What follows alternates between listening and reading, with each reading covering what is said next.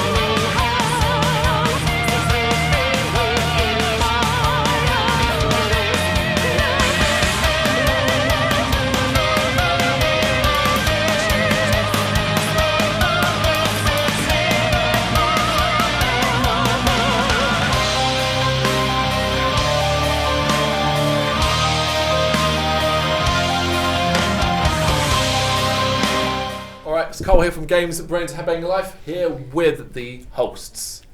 Last time we spoke to you guys, we've already gone back a few years since then. It was a rainy Sunday morning, and I don't know about you guys, but I was feeling a bit worse for wear. How have you all been since then? Good. Yeah, fantastic. Yeah, you've been making, well, really, really big waves. Since then, I mean, it's been an incredible run, really, since then. This is, after that, obviously, it was Fest number 2. Now we're at Fest number 3. You've been abroad. You've also done tours with Blaze Bayley. Any particular highlights?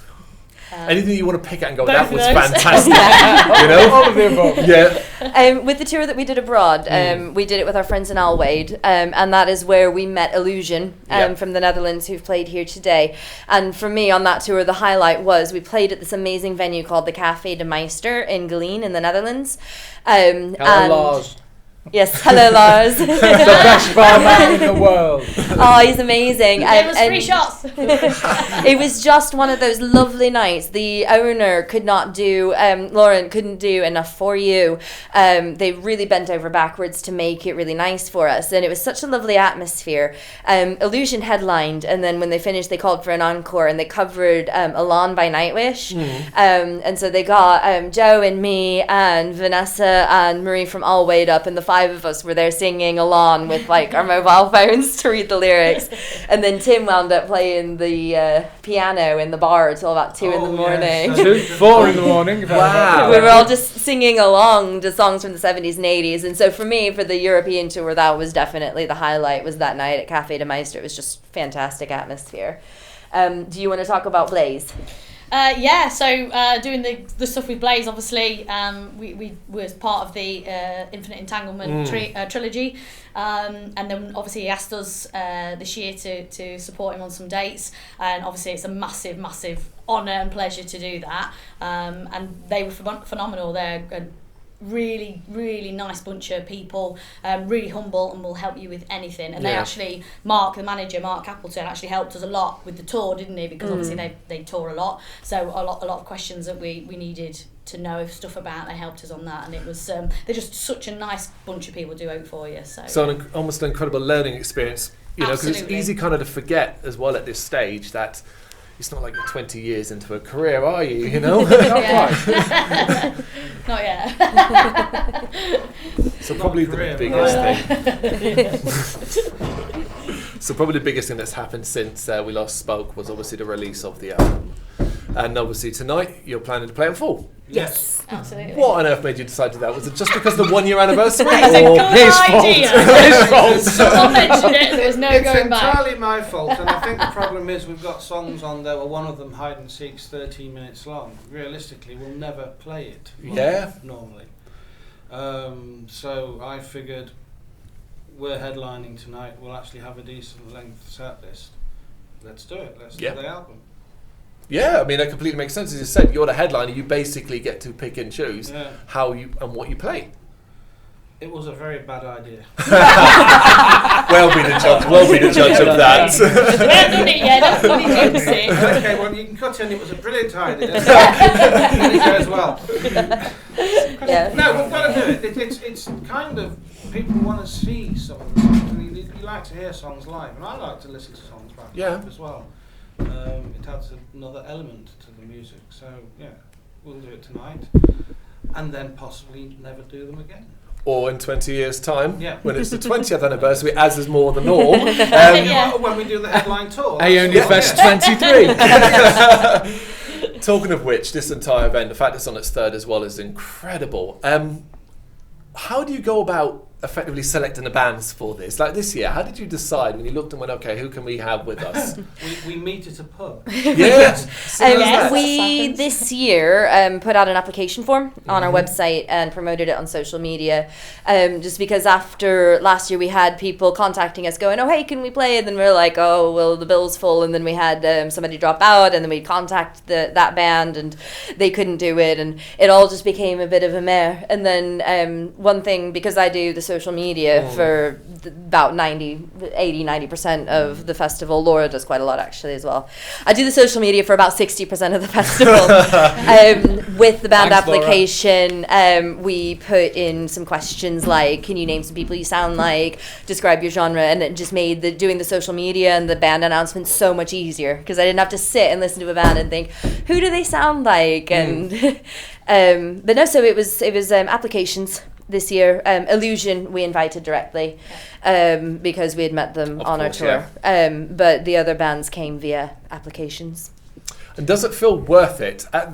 Right, so we're talking still not quite there in the end of the night, but at this stage you're like running around and you're stressed and you're worrying, and bands are overplaying. Do you think, oh, this is so not worth it? Or at the end, is it like, this is incredible, well worth doing? We're planning next year's already. Fantastic. Okay, yeah. I've just been chatting with one of the guitarists from Illusion, and he said this is really well organised, really good. Someone's there to help you backstage, someone's there to help you on stage and take your gear off. He said really well organised, and that's a proud moment. Yeah, absolutely. Well, from our perspective, just speaking to bands and off the stage and generally milling around, everybody looks so relaxed, which is. We try. Well, yeah. We managed that. We look stressed as hell. Legs are kicking underneath. So, it's about time of question, really. You know this was coming because it's the 1 year anniversary as well. And you're going to get asked in every interview you do after this as well, if not already. What's next? 1 year anniversary of the album. Now, I presume new music is on. We're writing the new album. Yeah, simple as that. We've got 3 or 4 songs already pretty much finished. So the plan is to write the new album, get it recorded. Yeah, simple as that, right? Yeah, definitely. Yeah. So what about 2019 overall? Although it's only October and you've got another 2 months to go, what would you call your highlight of the year so far? Besides Yeah, today. Besides Besides today, of today. course, yeah. At the end of today, we want to say, yeah, this was it. Gigs with Blaze, I think. Yeah. That was like the highlight, I have to Yeah. say. It was a great time, great atmosphere, as what Josh says. Great everything, you know. It's good fun. And after this, is it all about taking a bit more easy now for the rest of the year? Just relax, maybe enjoy. We have one more gig. What's that gig we've got? The Sophie Festival in Manchester. Oh, of course, yeah. Yeah, we're playing that. That is the 23rd to 24th of November. So we are playing the Sophie Festival in Manchester, and then we've got a bit of a break until next year where we can just focus on writing album number 2. Basically, yeah, that's the plan.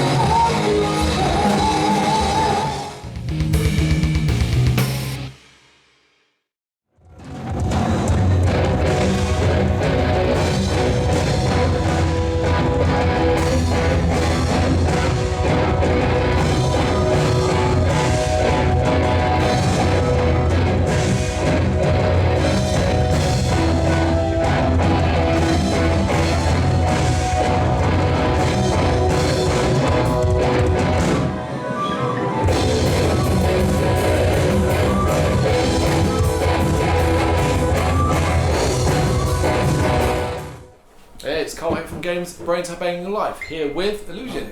How cool is this, to be at an event like this? Does it feel special?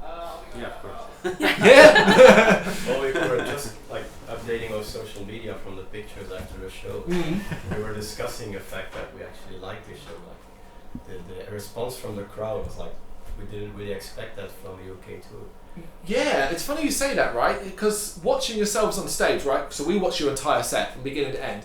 I wouldn't say you looked nervous at first, but you certainly didn't seem as confident as you were as you became several songs in. And you're right about the response. Incredible, right? Yeah. Yeah. It's strange that we do it all the time.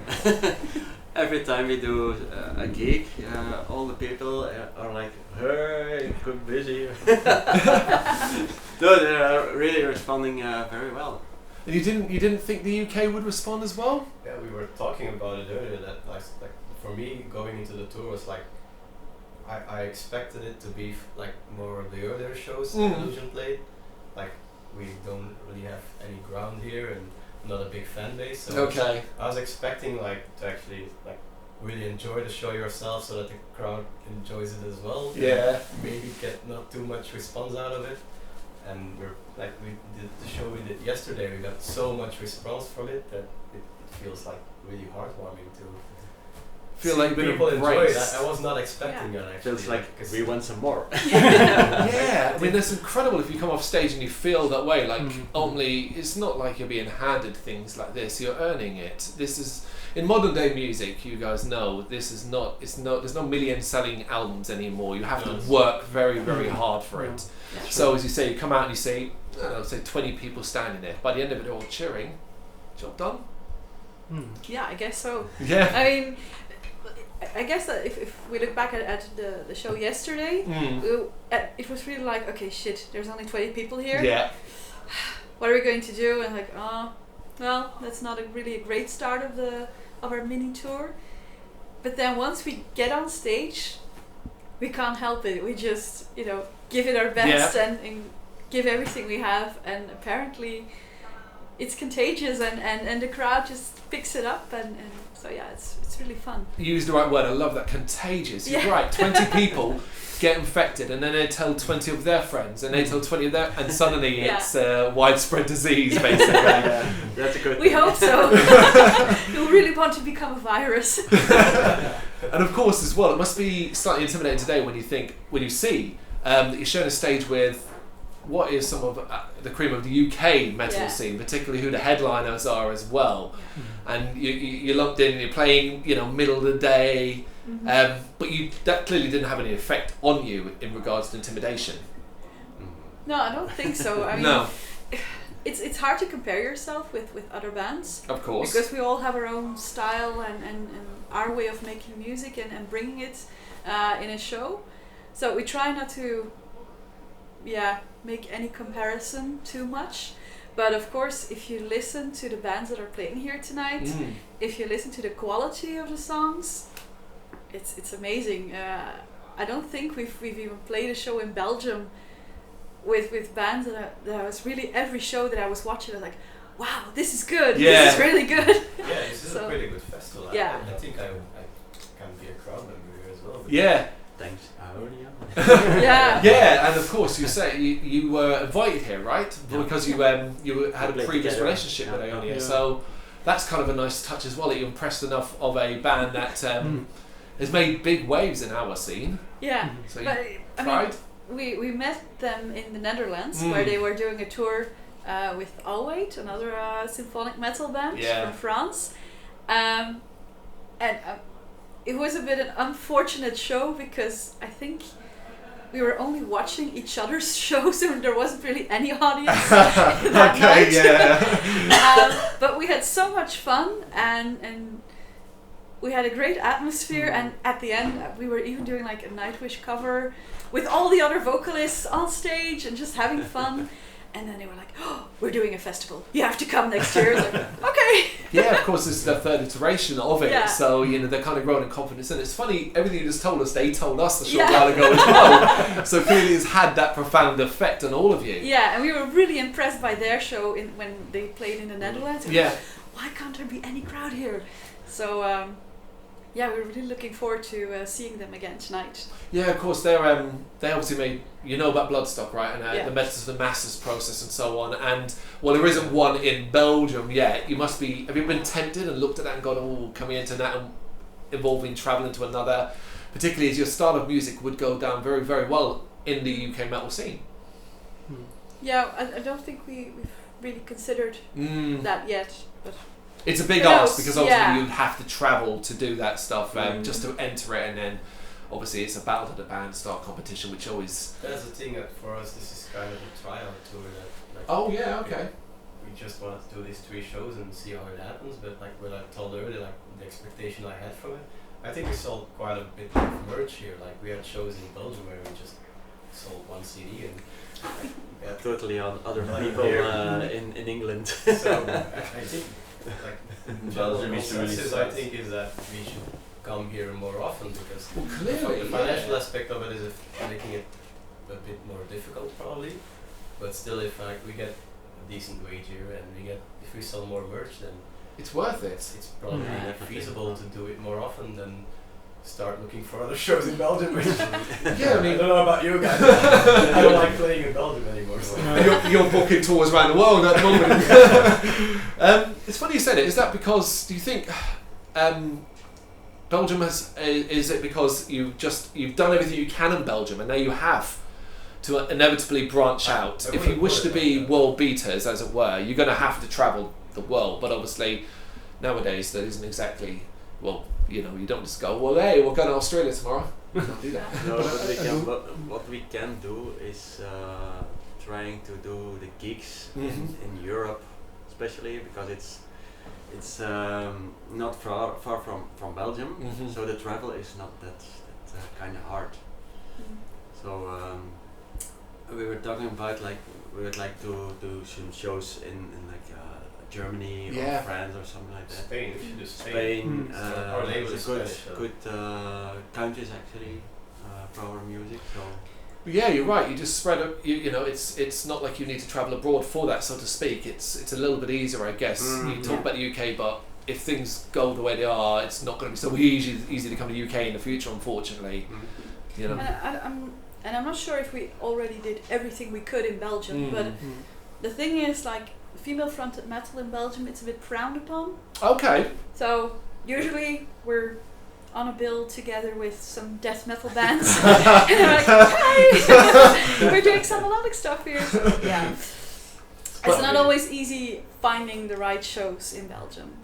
And it's difficult nowadays to crack female-fronted, say symphonic and that style of metal. We have the big guns, as we were. We know the names. They're at the top, and they've been at the top for 20 years and so on. And trying to crack that ceiling is not easy. No, absolutely not. So, about overall 2019, what has been some of your highlights of the year? You talk obviously about the show in the Netherlands. That sounds like the way you smile and quite positive about it. Seems like that was a highlight. Was there anything else about this whole year? This tour. This as well. Yeah. And obviously the release of our CD, because we've been working on that for quite a bit of time. It was quite an effort. So and then in June you could hold your CD and it was released, and it's at last our baby is there. The effort has gone into this, and if it sells 500 or 500,000, it's still yours. Yeah. What about the rest of the year? What's in the works? More that shows? You can talk about. Shows are still coming in, so for me, I hope we get more shows. But I think we have 10 shows now, and just for the second half of the year, so I feel quite good about it. If more shows happen, I would be happy about it. Yeah. So ultimately, it's just about working as hard as possible, right? Yeah, it's working as hard as possible, trying to do as many shows as possible, and we're actually lucky that since a few months, the requests are really just coming in. Like, okay, would you like to play this festival or together with that other bands? Like, fine. So we're accepting lots of offers now. And meanwhile, the guys are already working on some new material. So which is great. Yeah. It's always like a snowball effect almost. Once you start getting a name That's for yourself true. and people pay attention. For me, because I joined the band like roughly a year ago. I don't remember when my audition was, but like for me, the first time I played the first couple of shows, I was feeling like, okay, this band is like a big ambition, but we're doing it on our own time, on our own tempo.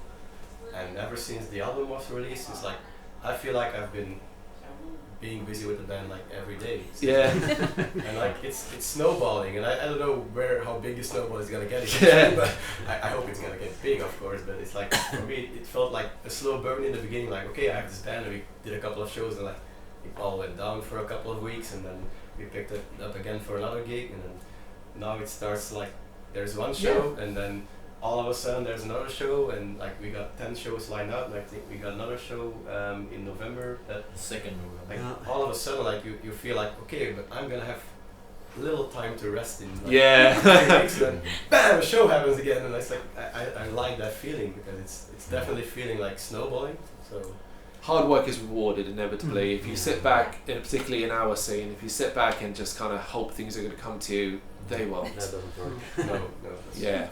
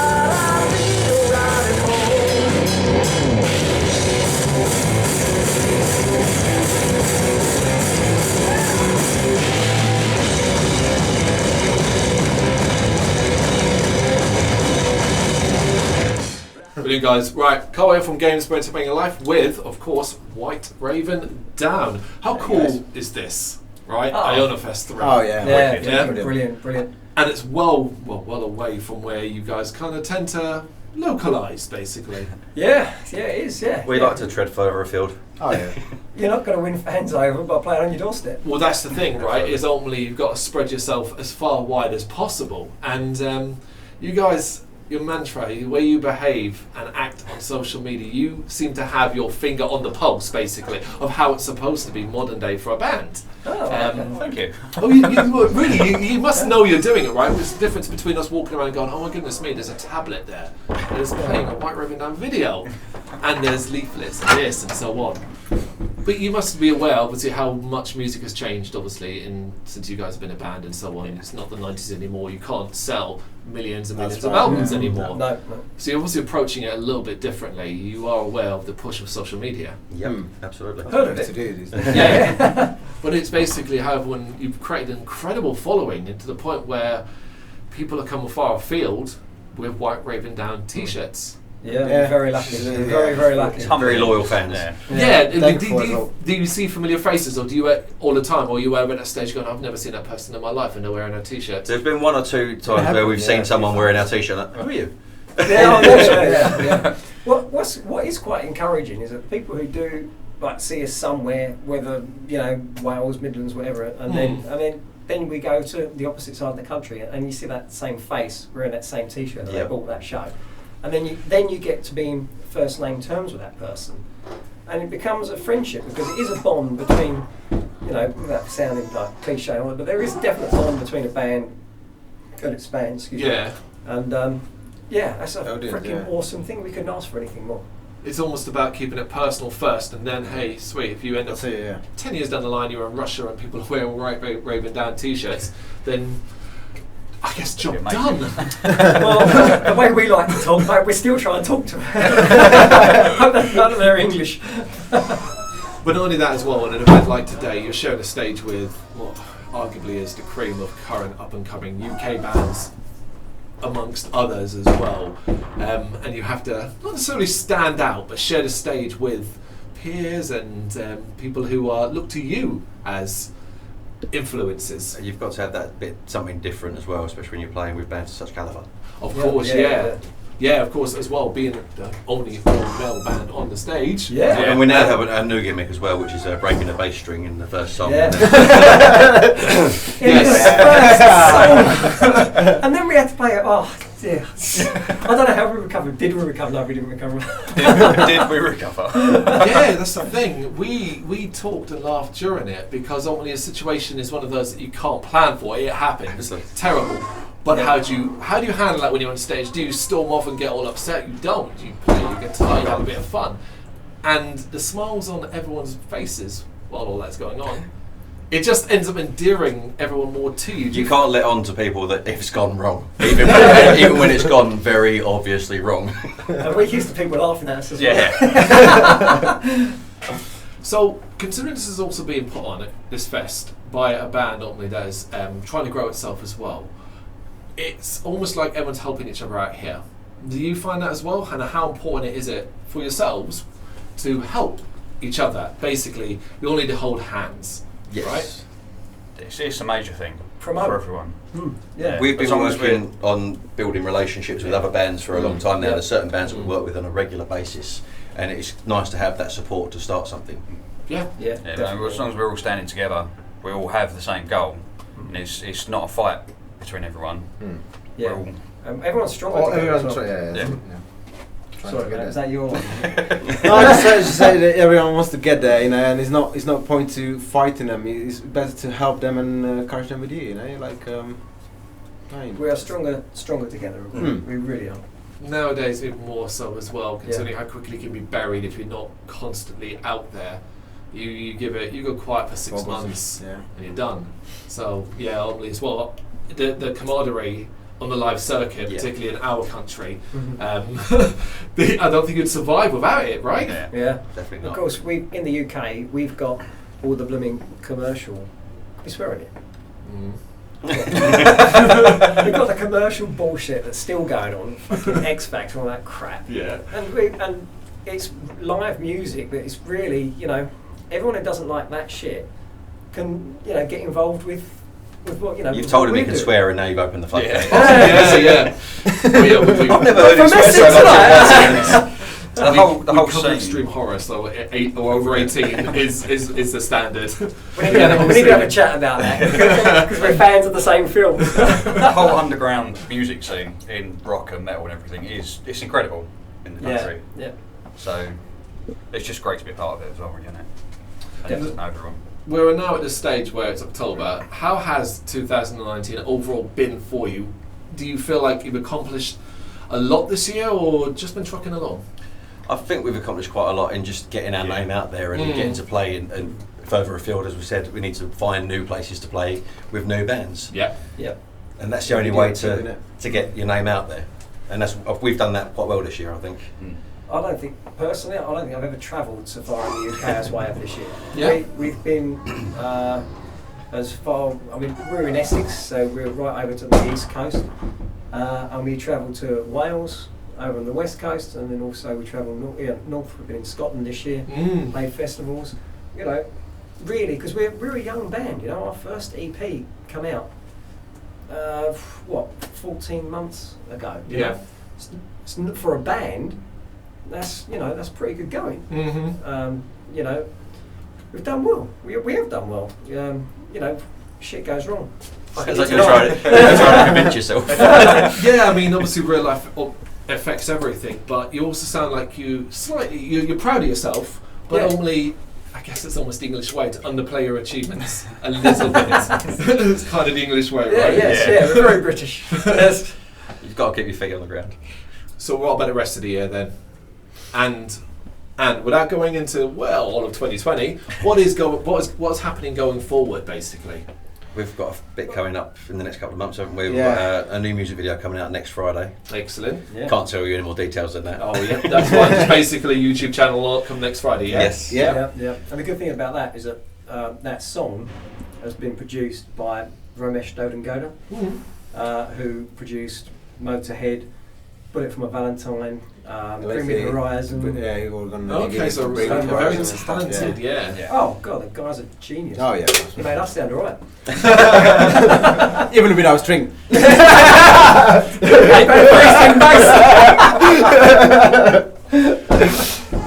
Now finally, we'll wrap this up with my brother already ruined it. He didn't even see what I've written. Every band needs a tagline or catchphrase, something that basically they get to sign off with, be it on stage or an interview and so on. You've normally no idea how many times we've had an awkward Bloodstock interview where it's been like, okay, let's wrap this up, and the band's gone, So, how would White Raven Down sign off? Well, we do have a tagline. We do. And it is what is printed everywhere. It's join the conspiracy. Join the conspiracy. Okay. Do we need to explain that? Yeah, I was about to say, why join the conspiracy? Well, we looked into, because you have a murder of crows, and then we wanted to find out what the plural was for ravens, and it turns out it's conspiracy. Yeah. And having our fans being our conspiracy means that it's our conspiracy of ravens. Fantastic. So joining our conspiracy, hopefully.